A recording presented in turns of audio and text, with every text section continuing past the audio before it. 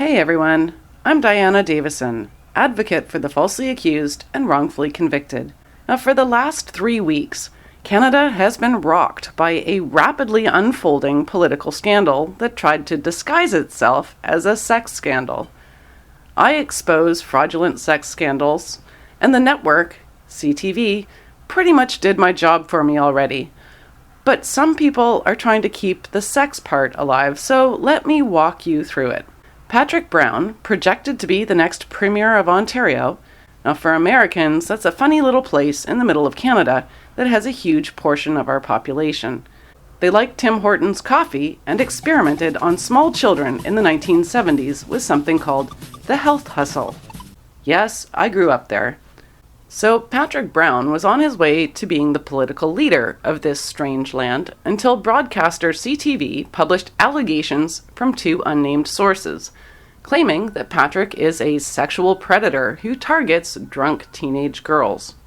Brown was given a few hours to respond to these allegations put to him in advance, and then all hell broke loose, resulting in a forced resignation and subsequent battle for the new party leader. None of these candidates seem to care that the entire scandal is an obvious hit job involving their own party, and they don't want you to care either. When politicians say, "Pay no attention to the man behind the curtain," that's where we should all go running with high-beam flashlights. Now, the key to unraveling a mystery is to ask the right questions. The first question, obviously, is how do we know the allegations are false? Well, there were 2 sets of allegations that CTV published. Both of the accusers are friends with CTV reporters. One is extremely close friends with the reporter in the byline. The other was contacted by her CTV friend saying CTV was looking for stories about Patrick Brown, and the woman was asked if she would give them something they could use.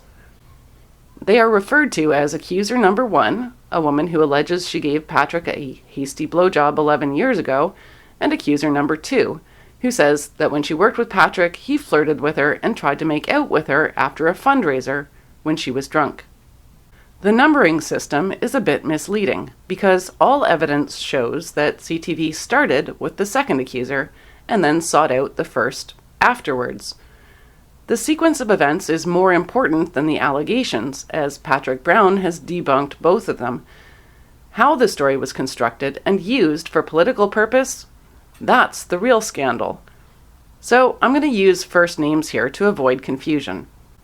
Chelsea, friend of CTV reporter Rachel Aiello, was also a political reporter herself and has been regaling her friends and colleagues for years with the story of how Patrick Brown once kissed her. The story has evolved over time. Witnesses at Brown's house that evening have stated that Chelsea was flirting with Brown, following him around like a little puppy dog, to the annoyance of Brown's girlfriend, who was present all night. Chelsea followed Brown upstairs and tried to kiss him. He immediately realized that she was drunk and gave her a ride home. Chelsea's friend says she also heard about it at the time, but Chelsea was mostly worried that she'd cheated on her boyfriend. Now, it would only be cheating if Chelsea had initiated the kiss, so her friend's story actually backs up Patrick's version of events. Chelsea's communications professor at university says that he heard the story and it was told as a fun story with no hint of misconduct, though by then Chelsea had decided to blame Patrick for the kiss. By the time CTV reported it, Chelsea's story has been warped into the most sinister version ever. Now, Patrick is accused of intentionally feeding Chelsea drinks all night while staying sober himself, then, with forethought and malice, tried to take advantage of her on his bed. CTV did not report contradictory information from other sources. Now, the truth is that after a successful event, the entire team was invited to the bar. Many people stayed late.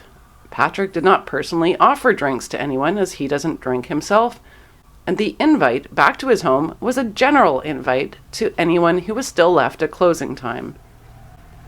Chelsea said she was offered a raise after that evening, and it's presented as if it was a payoff. But people from the office have said Chelsea demanded a raise when new interns were hired. So did she kiss Patrick, or did he kiss her? All available witnesses support his version of events. So CTV has this rather insignificant story, and they needed another accuser. But why would they do that? Keep in mind, the big question is why CTV has violated all journalistic ethics to build a scandal out of nothing. The other accuser, Amanda, well, she lives in another province. From the beginning, it's very confusing. How the heck did this person suddenly decide to call CTV of all people? Because, frankly, they're not the first network most people would think to call. So I suspect that CTV decided to contact any journalists that worked for them who used to live or work in Barrie, Patrick's hometown. As posted online, and you should follow this Twitter account, in the unedited interview, Amanda says, "My girlfriend, or somebody knows Travis, and I don't know how she found out about it, but she talked to him. I wasn't like, maybe I should tell my story kind of thing, and they wanted me to say something." Note that the person interviewing Amanda here is neither of the bylined reporters. It's Lisa Laflamme. Also note that Amanda clearly says she didn't want to come forward, so she's being used by CTV to create a story. CTV then went ahead and published their own version of Amanda's story, putting her into a very real predicament. When the story was debunked, lawyer and Cretan at large David Butt somehow gets Amanda's phone number, presumably from CTV, and he offers to represent her to get her out of a pickle. Well, Mr. Butt stupidly tells reporters that despite the meat of Amanda's story all being wrong, the core of the allegation remains the same. Her newly lawyered statement says, "I made my experience public because I wanted to help other women feel safe in coming forward themselves." Now, remember the raw interview. Amanda did not feel the need to come forward. She was used by CTV, who altered her story for their own purposes.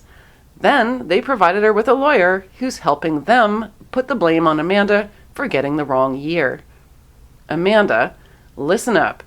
David Butt is not helping you. He's helping CTV and himself. And not even doing it very well. Get yourself a new lawyer that specializes in suing broadcasters who take advantage of women to fabricate their own stories. So now we have the Yosemite Sam of Canadian media, Canadaland, trying to insist that Amanda's original accusation has not been debunked, even though Amanda herself says that what they printed wasn't entirely true. And of course, we now have information that her entire accusation was supplied to her by CTV. But instead of digging for facts, Canadaland insists that Amanda never said she went upstairs at Patrick's home, so his evidence that he didn't have a second floor is meaningless. They're basing this on what was published in the first CTV article. Now, they and Andrew Coyne, who should be smarter than retweeting Canadaland's disinformation, should know that Patrick was given a more detailed set of allegations than what CTV printed. I checked with my sources, because, journalists used to check all details with their sources for accuracy before they put it out into the public, and indeed the full allegations included that information about a second floor. Given that Amanda was never in Patrick's house, I'm pretty sure that false info was provided to her by CTV based on Chelsea's story. Now, that brings us to another underreported problem for CTV. They called the guy who supposedly drove Amanda to Patrick's house, and he said it didn't happen. Point 1. They investigated this little detail 2 weeks after they printed the story. Get that? After they printed the story, 2 weeks later, they're trying to fact-check it. Point number 2. If they didn't fact-check this key aspect, they didn't fact-check anything. Point 3. CTV didn't tell us the gender of Amanda's friend in their original story because they wanted the public to believe that Patrick took 2 girls home with him. The perception of Patrick Brown taking 2 drunk girls home from a bar is A, wrong, and B, substantially different than bringing a girl and her male companion to his house. It removes all the sinister aspects from his intention. Now, I just love mocking Canadaland every chance I get, but we need to talk about important things right now. So,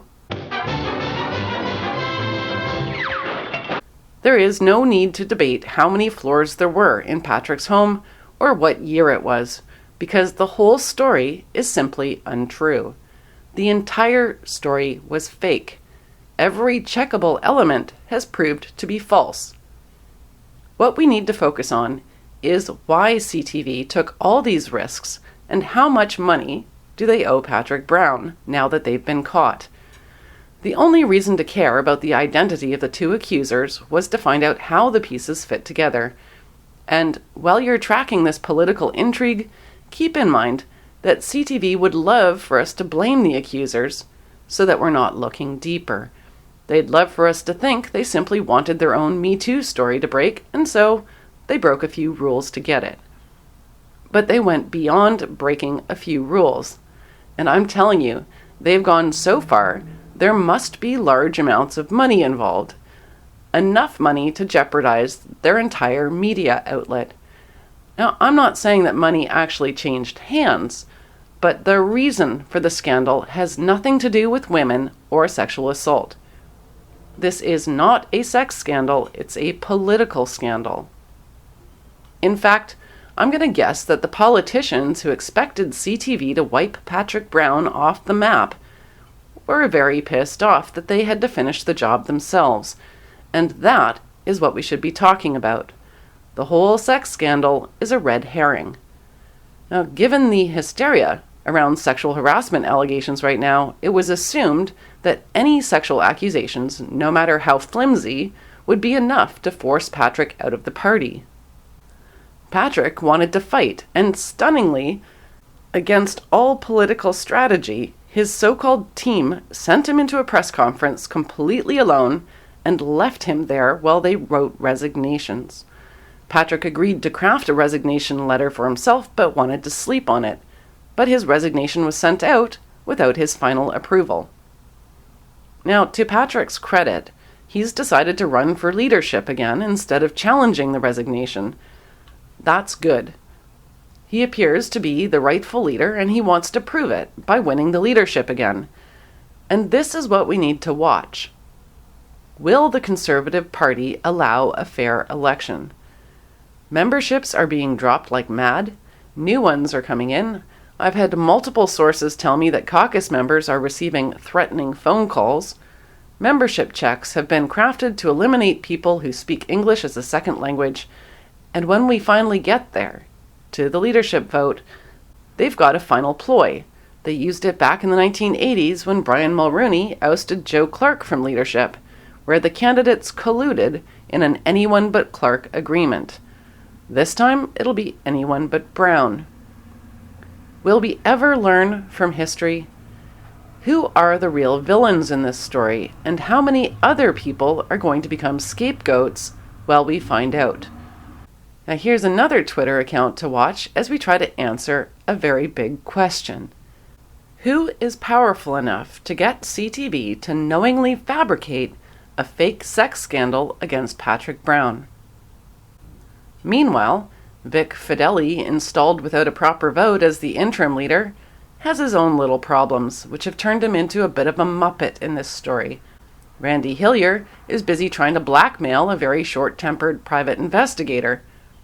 And Patrick Brown, the Richie Cunningham of Canadian politics, well, he's cleared his name and set out to prove that he's the only politician who definitely had nothing to do with all of this. Now, I've got a pretty good idea of why this all happened, and yes, it does connect to Kathleen Wynne's Liberal Party. That's all for now.